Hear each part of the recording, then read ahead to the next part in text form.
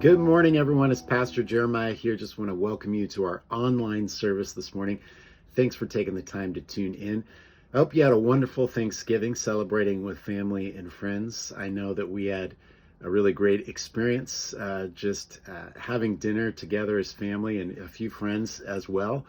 One of the things that makes it so exciting these days is that my niece is in college, two of our kids are in college, everybody comes home. And that's a real special feeling. Just to have those kids back at home makes it a little bit more special, I think. Something in which you recognize, there's no room for taking those relationships for granted, and the time that we have together is a little bit more precious these days than it used to be. We had a really, really great experience. The food was great. We sang songs. My brother-in-law, Dan, typically sings Alice's Restaurant by Arlo Guthrie, which is kind of a folk Thanksgiving song. It's 17 minutes long. It's amazing. He's memorized all the words. And that's always hilarious and a lot of fun. And we sing Christmas songs. We get together, play games, do fun things like that. And so I hope you had a really great experience this year at Thanksgiving. And the reason I mentioned Thanksgiving, of course, is because I want to give a Thanksgiving devotional this morning. As a church, we're going through a sermon series called Faith Stories. And in order to do an interview this week, we can't release that information for this online service. It's going to be released later today, later on Sunday, for all of you to be able to view.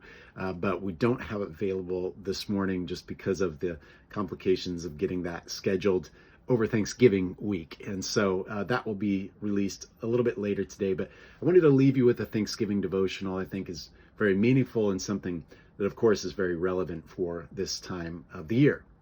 I think it's pretty cool that the Thanksgiving holiday is kind of the one that launches this holiday season, because we've got Christmas coming up and there's all sorts of gatherings surrounding that Christmas season. And we've got New Year's, of course. And Thanksgiving is a great one to start with for a number of reasons. I mean, first of all, there's this dynamic as we head into the holidays. We know that it's supposed to be about joy, and it's supposed to be in anticipation of hanging out with family and friends and all of those good vibes and feelings. And we know that it's a time of happiness. And yet there's also a great deal of stress and anxiety that go along with it for a number of reasons. And there's the loss of people who have passed on, who are no longer with. We feel their loss most at these times of the year. That's one thing that we struggle with and work through. Then as well, there's the busyness and chaos. You're still working for the most part, and yet you're adding all these activities and Christmas parties and social engagements to your schedule. And then on top of that, you're preparing for Christmas, making preparations. If you're hosting, you're getting gifts for everyone, and there's all that busyness. Sometimes that can just push us over the limit. And so there is a lot of stress and anxiety that comes around this time of the year as well, that we have to be aware of course. And so, I think heading into this Thanksgiving season, it's really strategic to recognize the importance of gratitude, to recognize the importance of giving thanks as a way of keeping us from, I guess, just having too much stress, having too much anxiety, just going to overload us and create a negative emotional experience. So, I wanted to start with a Thanksgiving passage that's found in 1 Thessalonians. The Apostle Paul writes this. He says, "Rejoice always, pray continually, give thanks in all circumstances." And then he ends it with a really interesting sentence. He says, "For this is God's will for you."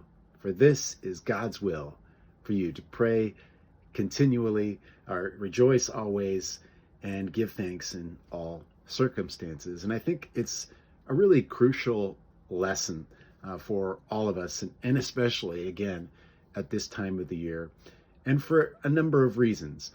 I think it's interesting that he says that this is God's will for you, because it makes me then ask the question, well, what is not God's will for you, for me? What is not God's will for us. If God's will is to rejoice always, to pray continually, and to give thanks in all circumstances, and what's the opposite, I guess we could say, of that? How about grumbling and complaining about all the travel that's coming up and all of the preparations that need to be made? That's not God's will for you. And I think it's really hard to not engage in that kind of speech, that kind of self-talk as we're moving through the season. I know for me, I'm always stressed out that my kids are going over the pass.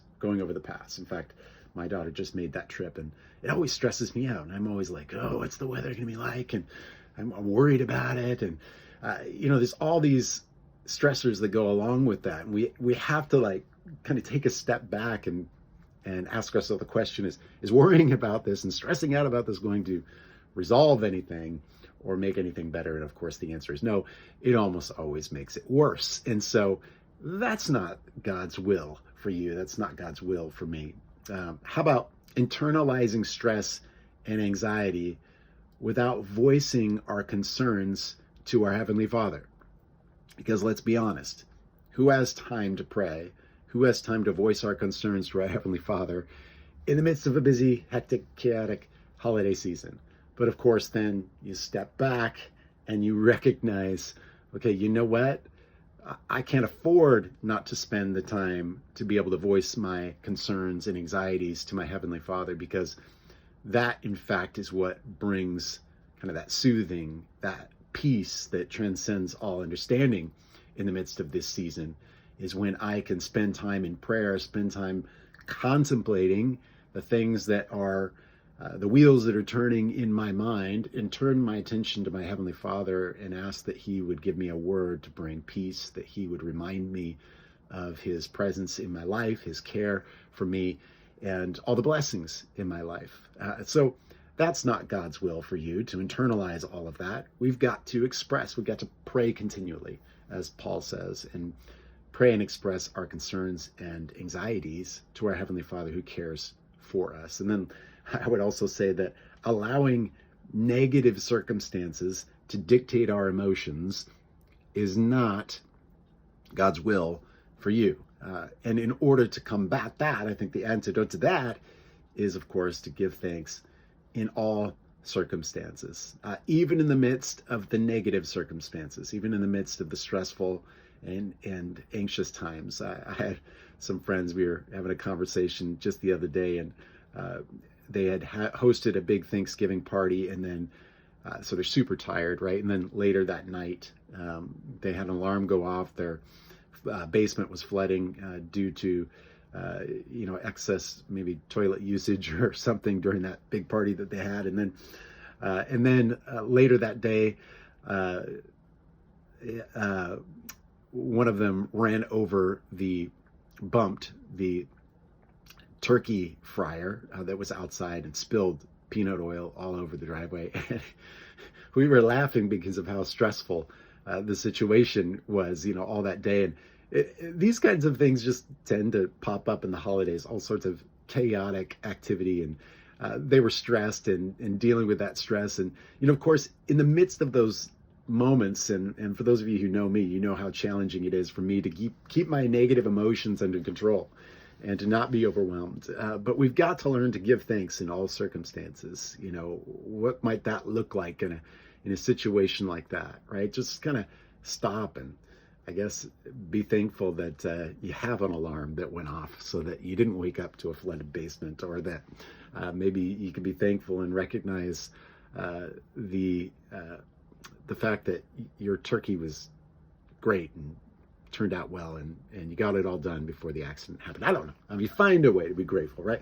I mean, there's always ways to take a step back and just say, okay, my problems right now are just minuscule compared to some of the problems that could be going on out there. And I think it's always good to take a step back. And so Paul's response to these negative Paul's instruction to these negative responses is thanksgiving. He says this is why we are to give thanks. When we give thanks, we train our minds to focus on the good rather than all the negative circumstances. that are going on in our lives. And that's so critically important during this season that we're in. And this is not a gimmick. This is not burying your head in the sand like the proverbial ostrich, right? This is real. This is real power to influence our minds, our hearts, our emotions during these times. As human beings, we are naturally inclined towards the negative. It's called a negativity bias. They've done a ton of research on this. We have a negativity bias, and it probably comes from a survival mechanism that's placed within each and every one of us. When there's danger, we need to focus a great deal on that, right? If you're walking around in the woods and there's a bear, right, the hair on your neck stands up and you're stressed, and that response is what helps you survive, right? That fear response. But we have a negativity bias, and in a world in which we live, in which a lot of those immediate dangers are not really affecting us negatively. Most of us at least, have food, and we have shelter, and we have the basic needs that we require. And so, we can oftentimes experience negative emotions unnecessarily, right? They create stress and they create anxiety in our lives, and we accentuate those things because we have a negativity bias. And so we've got to fight against that. We got to push against that tide of negative emotions through our efforts to constantly give thanks, constantly train ourselves and remind ourselves of the good things that are going on in our lives, which is so critically important. And so when we give thanks, we're kind of pushing back against that negativity bias. As well, when we give thanks, we're honoring God as the one who has blessed us with every good and every perfect gift. If we overlook giving thanks, then we run the risk of crediting ourselves for everything that's good in our lives, which may not seem like such a bad thing, except when you flip that.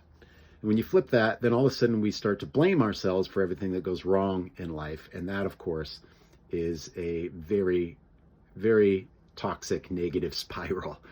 And so we've got to have that buffer. We've got to recognize, hey, in the good times, I'm going to give credit to God. I'm going to recognize his blessing in my life. In the bad times, I'm going to hang on. I'm going to recognize his ability to save, his ability to be present with me in negative circumstances. He may not save me from everything or rescue me from every negative experience, but he's going to use it to sharpen me and shape me into the person that he wants me to be. And that's a great way to look at it. I think the goal is, it's not to point the finger at God for our woes, right? That's not helping us at all. You could have saved me from this, or you could have prevented this, or whatever else.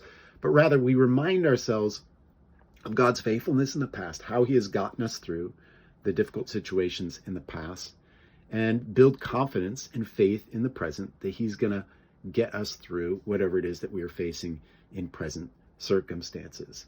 So the Thanksgiving holiday is this great, naturally built-in moment before this crucial, stressful time, or traditionally stressful time, to reflect on how we are implementing this discipline of gratitude and thanksgiving in our lives. So this year, I just want to challenge you, before we get into the busyness and the chaos of the upcoming season, to consider reminding yourself of regular Thanksgiving and regular gratitude check-ins, right? Maybe it's a little discipline you can do every morning in the month of December, right? Just to get up and say 3 things that you're grateful for, right?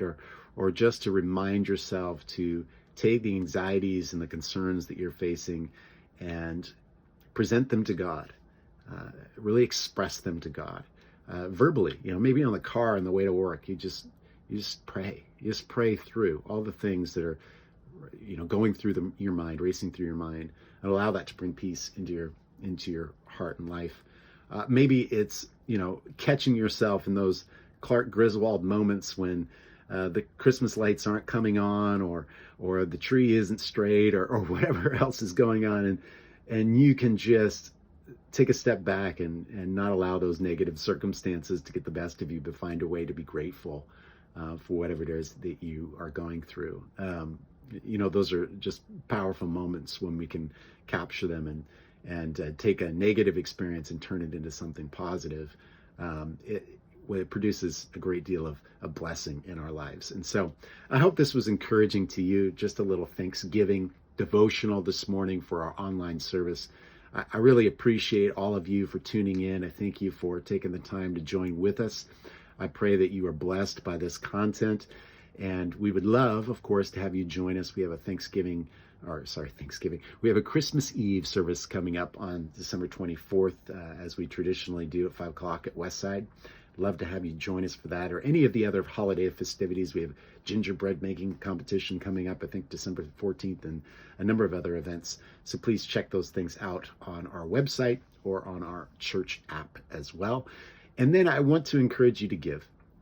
We are doing a giving campaign right now. Our giving campaign is a year-end campaign, a goal to raise $70,000 to cover our budget shortfall. And would you prayerfully consider a contribution to that giving campaign so that we can meet the needs of the church? We are able to say yes to every ministry opportunity because of your generosity. I want to thank you for participating with us in giving, and consider giving to that year-end campaign. All right, well, I appreciate all of you, and I hope you have a really awesome Christmas season. I'm sure we'll connect at some point in that time. So God bless everybody. Hope to see you again next week as we begin Advent. So that's a great season every year. All right, God bless.